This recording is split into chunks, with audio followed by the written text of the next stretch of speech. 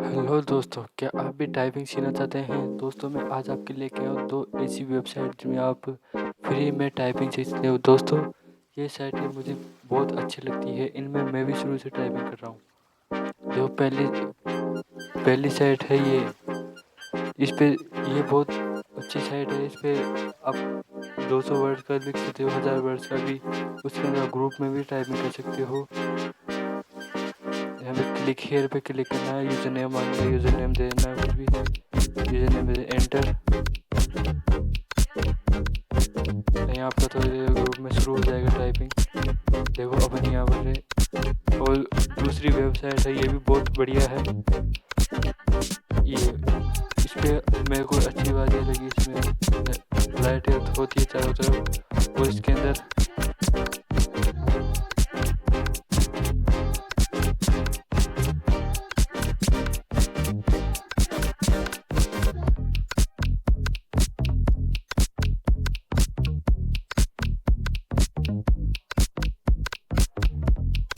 Night mode का भी option था, जो मेरे वीडियो क्लिप के नीचे दबा हुआ है। ये देखो, ये नाइट क्लिप में ये भी बहुत अच्छी लगती है लाइटिंग के साथ साथ। दोस्तों वीडियो पसंद आया तो सब्सक्राइब करना, चैनल को सब्सक्राइब करना और वीडियो को लाइक कर देना।